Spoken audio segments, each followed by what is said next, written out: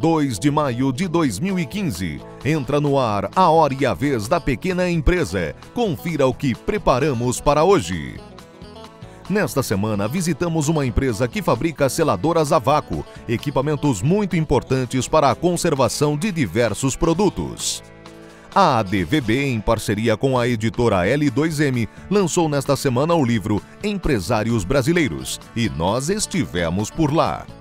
Ainda temos o Dr. Marcos Tavares Leite e, em nossa sala de visitas, o presidente do Simp, Joseph Cury, entrevista Floriano Pesaro, secretário do Desenvolvimento Social de São Paulo. Estamos no ar.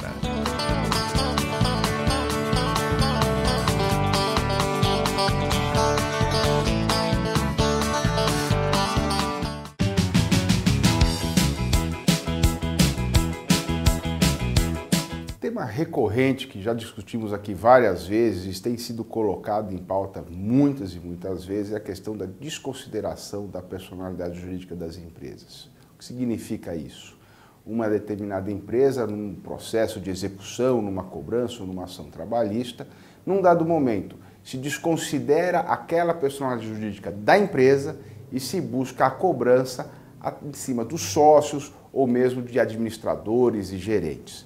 Essa desconsideração ela tem uma previsão legal, mas ela deve ocorrer só em situações muito específicas. Ou seja, quando há quando há evidência de dolo, de confusão patrimonial, da intenção de fraude, do desaparecimento irregular de uma empresa. Nesses casos, por exemplo, então se desconsidera a personalidade jurídica, porque não vai se mais encontrar aquela empresa e se busca, portanto, a responsabilidade dos empresários, dos gestores que foram os causadores dessa situação. Por conta dessas questões, no projeto de lei agora que foi aprovado e que regulamenta o novo Código de Processo Civil brasileiro, passa a existir a figura do incidente de desconsideração de personalidade jurídica. Ou seja, vai se permitir, pelo menos, que se dê àquela personalidade jurídica desconsiderada ou ao empresário, o sócio de uma empresa, o gestor de uma empresa, seja dado o direito, a oportunidade de conhecer o pedido de desconsideração e, portanto, dele também se defender. Só após a instauração do incidente de desconsideração de personalidade jurídica, da citação daquele contra quem se busca a desconsideração e a sua defesa, é que o juiz decidirá se realmente todos os requisitos estão presentes. Isso é muito importante, é realmente uma medida que é bem-vinda dentro do novo Código de Processo Civil e que deve ser implantada, estará em vigor a partir do próximo ano, mas de que nós devemos ter cuidado, principalmente em relação aos empresários das micro e pequenas empresas, porque a própria Lei Geral da Micro e Pequena Empresa traz uma disposição que dispõe sobre a possibilidade de constituição, alteração e baixa das empresas, de extinção das empresas, independentemente da demonstração da regularidade fiscal, tributária e trabalhista, e mesmo previdenciária, mas nesse mesmo dispositivo impõe a responsabilidade pessoal e solidária dos sócios. Nesse caso, nem se fala mais em desconsideração ou no incidente de desconsideração da personalidade jurídica da empresa, e sim já na responsabilidade solidária, direta desse empresário. Portanto, esse é um outro item ainda que vamos combater e que vamos discutir muito, para que realmente a responsabilidade do empresário, a responsabilidade do sócio, ou melhor, a desconsideração da personalidade jurídica da empresa, só seja imposta a esse sócio, a esse gestor, nos casos específicos de lei, de fraude, de atos ilícitos, de confusão patrimonial e da desconstituição ou do desaparecimento irregular de uma determinada empresa. Caso contrário, nós estaríamos acabando com a figura da sociedade de responsabilidade limitada.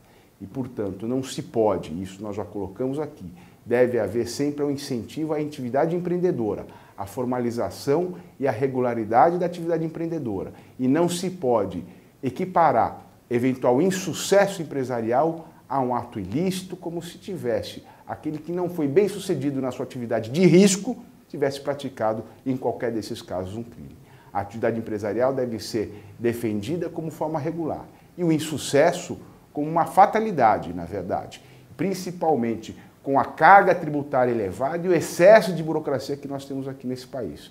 Portanto, tudo isso deve ser visto e deve ser dado a oportunidade, antes de se desconsiderar a personalidade jurídica das empresas, não utilizar esse mecanismo como forma coercitiva, mas realmente dar o direito de defesa e a ciência, para que realmente a atividade empreendedora continue sendo estimulada e sempre formal.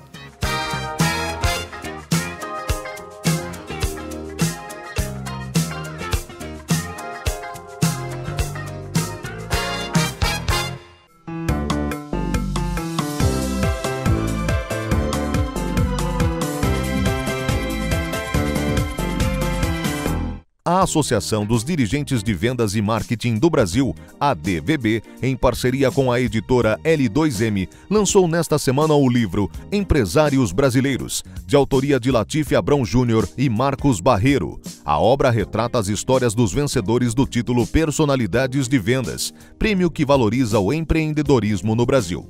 Nossa equipe esteve no lançamento. Confira!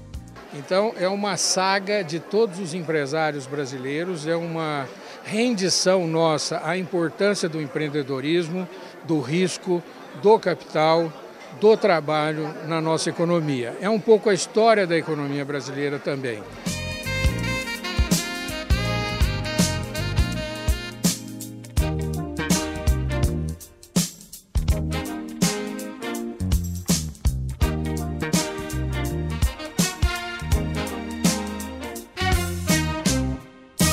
Nesta semana, visitamos uma empresa que fabrica seladoras a vácuo, equipamentos muito importantes para a conservação de diversos produtos, entre eles os alimentos.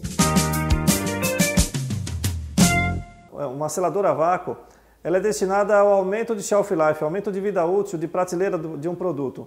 Você imagina um queijo fatiado, uma mussarela fatiada, na geladeira ela estragará em 3 dias sem estar embalada a vácuo.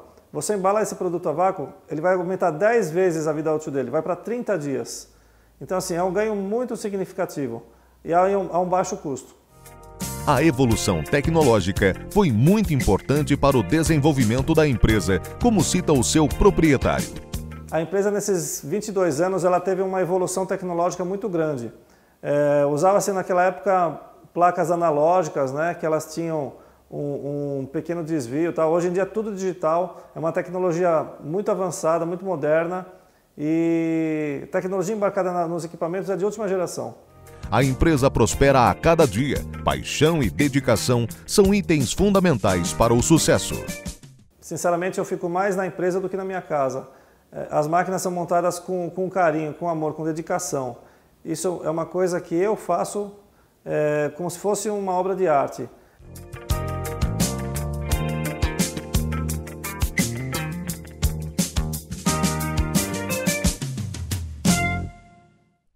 Hoje o programa Hora e a Vez da Pequena Empresa ouviu o Roberto Luiz Troster, que faz um apanhado geral do cenário econômico do Brasil nesse primeiro trimestre de 2015. Confira.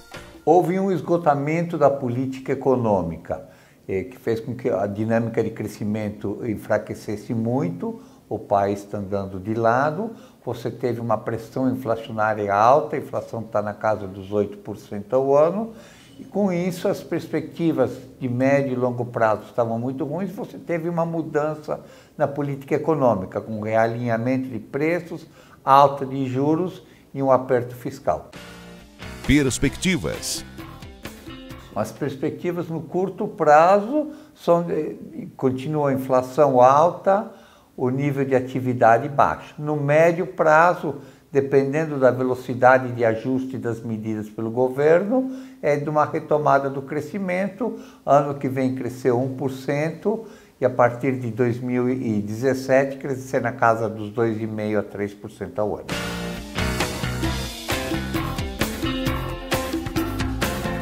O pequeno empresário tem que ter um olho na frigideira e outro olho no gato. O olho na frigideira, o que é? Não se endividar para nada, liquidez é soberana, 2, planejar bem, se preparar sempre para o cenário mais inesperado possível. E no lado da produção, no lado dos serviços que ele oferece. Qualidade, quer dizer, você no mercado que encolhe, você tem que se destacar, custos baixos e uma política de preços mais agressiva.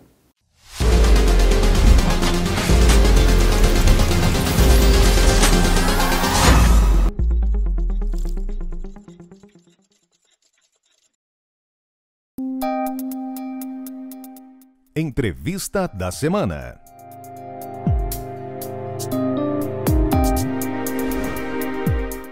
O nosso convidado de hoje é o secretário de Estado de São Paulo, Floriano Pêssaro.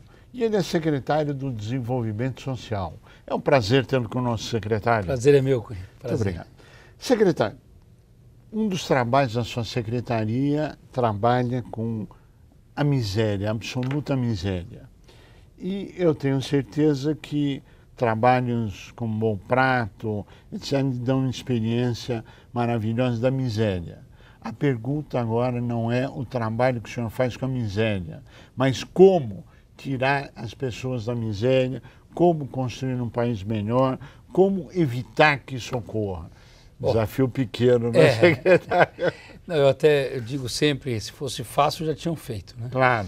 Eu acho que nós temos um desafio muito grande pela frente, um desafio em que o governador Geraldo Alckmin assume a liderança desse processo, não é de hoje, mas acho que mais do que no passado, o governador tem essa decisão firme de erradicar a extrema pobreza no estado de São Paulo, dando condições de uma vida melhor para todos os paulistas, especialmente os paulistas que vivem nas regiões metropolitanas, como os paulistanos, por exemplo, que vivem em São Paulo em torno, mas também a região metropolitana de Campinas, da Baixada Santista, de Sorocaba, do Vale do Paraíba e assim por diante. Então são regiões onde há muita concentração de pobreza, pessoas que vivem mal, pessoas que se alimentam mal, pessoas que têm uma renda muito baixa, uma renda que não é suficiente para manter o que nós chamamos de mínimos sociais, que é o mínimo padrão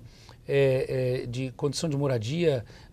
Isso tem a ver com segurança alimentar, tem a ver com saneamento, tem a ver com acesso a bens e serviços públicos e tem a ver também com a questão do emprego, da geração de renda, que é um outro problema dentro desse, digamos, macro problema de combate à pobreza, que é a geração da renda.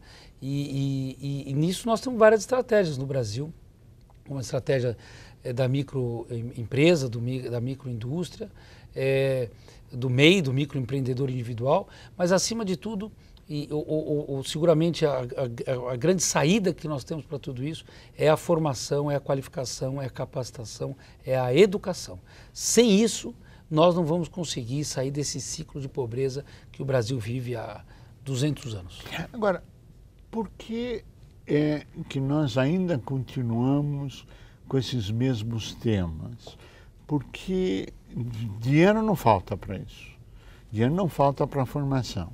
E imagino que a formação seja necessária para termos crescimento econômico, emprego e desenvolvimento.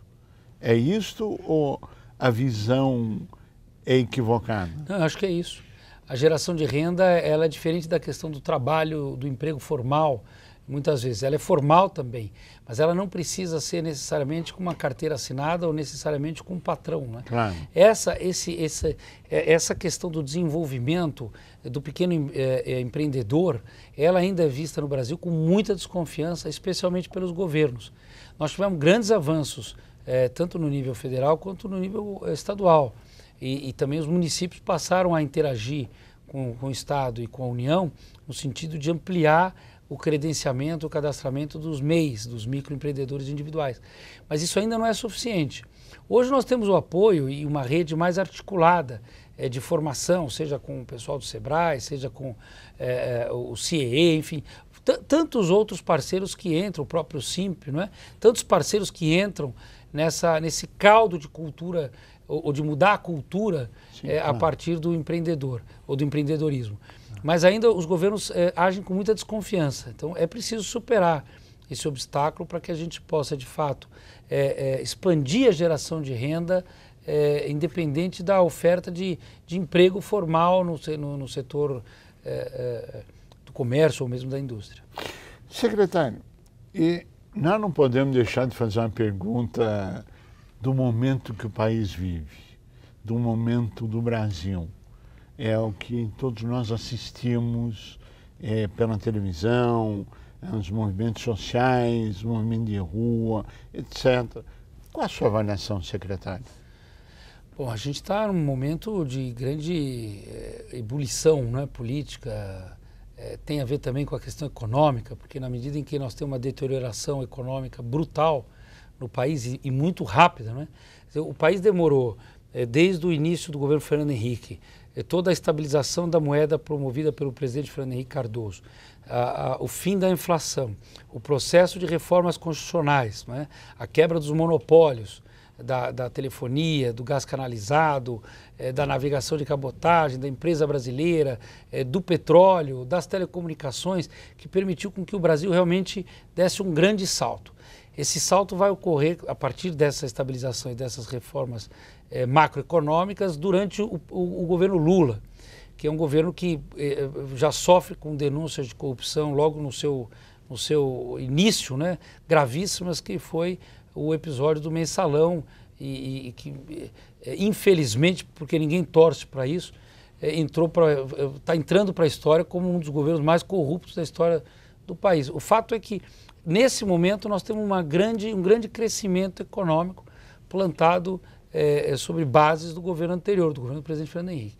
Quando esse modelo vai se esgotando, não há nada sendo proposto que possa, de fato, substituí-lo.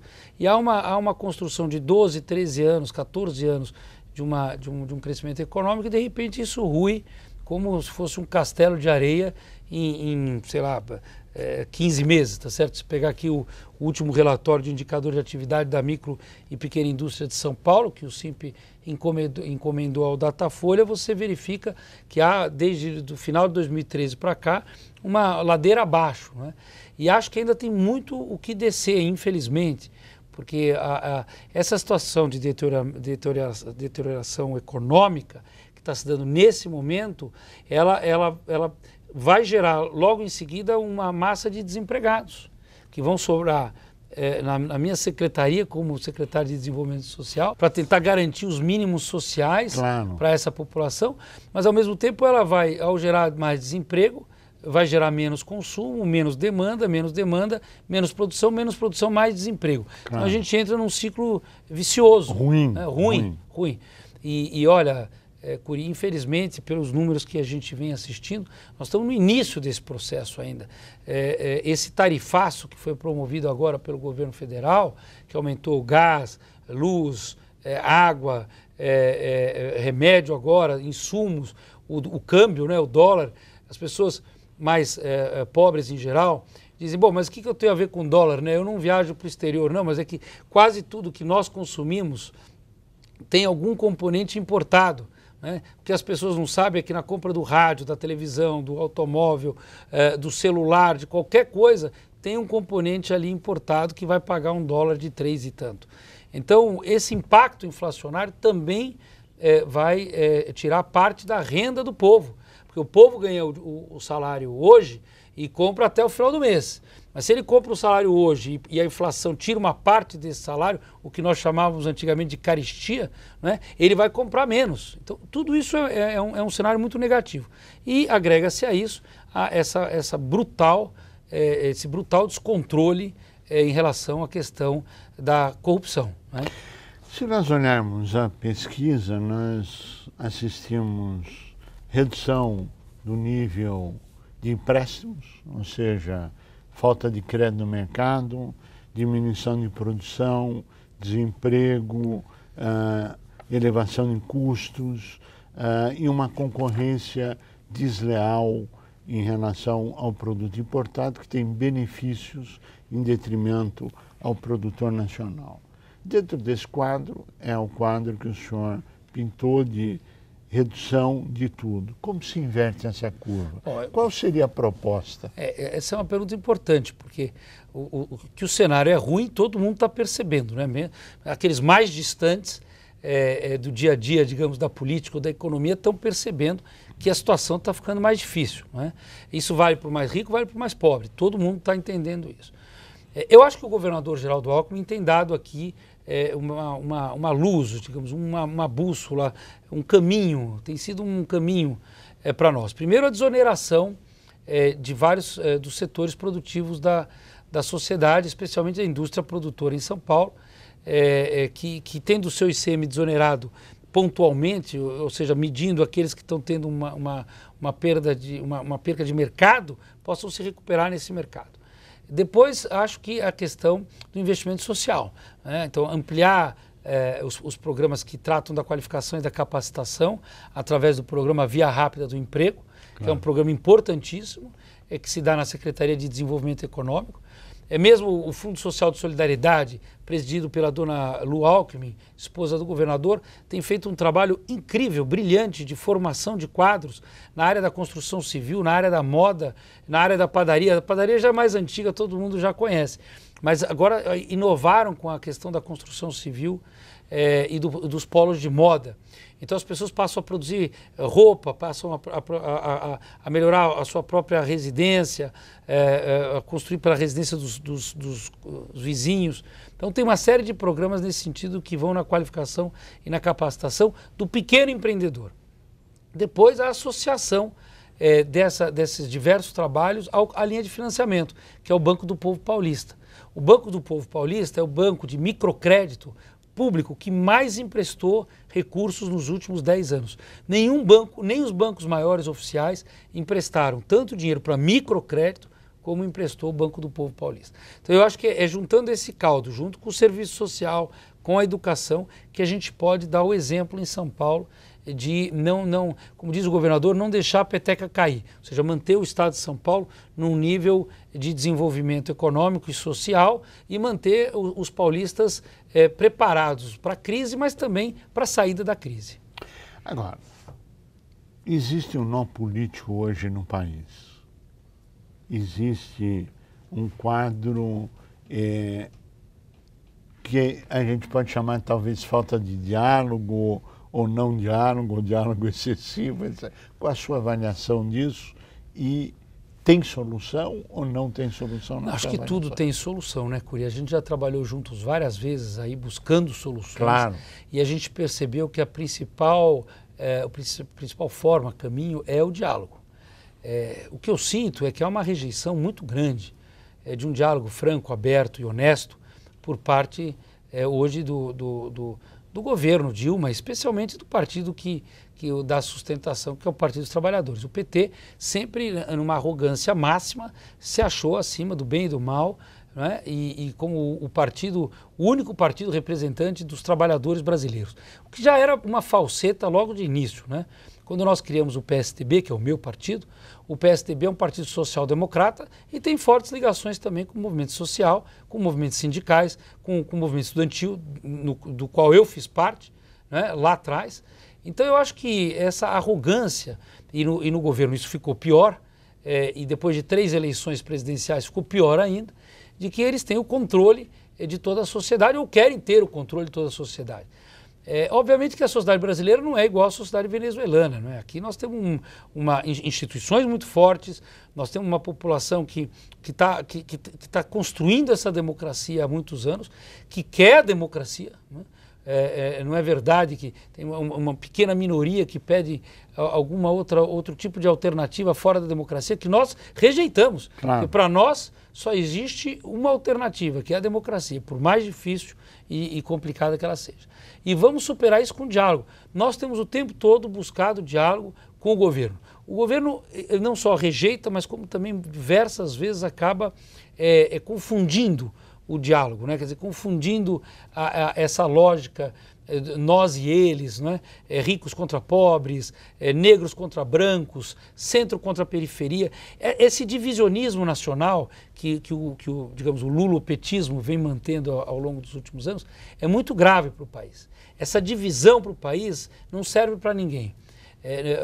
Nós só vamos conseguir avançar e crescer tendo como solução a união de todos os brasileiros em torno do seu desenvolvimento. Secretário, nós chegamos ao final do nosso tempo, eu pediria as suas considerações finais. Quero agradecer a você, Cury, ao SINP, ao programa, por essa oportunidade e dizer que juntos nós podemos mais, de fato. Então vamos sair dessa crise junto com o pequeno, que é aquele empreendedor que quer fazer mais. Secretário Floriano Pêssaro, agradecemos muito a sua participação e a você que esteve conosco. Nosso mais profundo agradecimento, com a certeza que estaremos juntos na semana que vem. Até lá!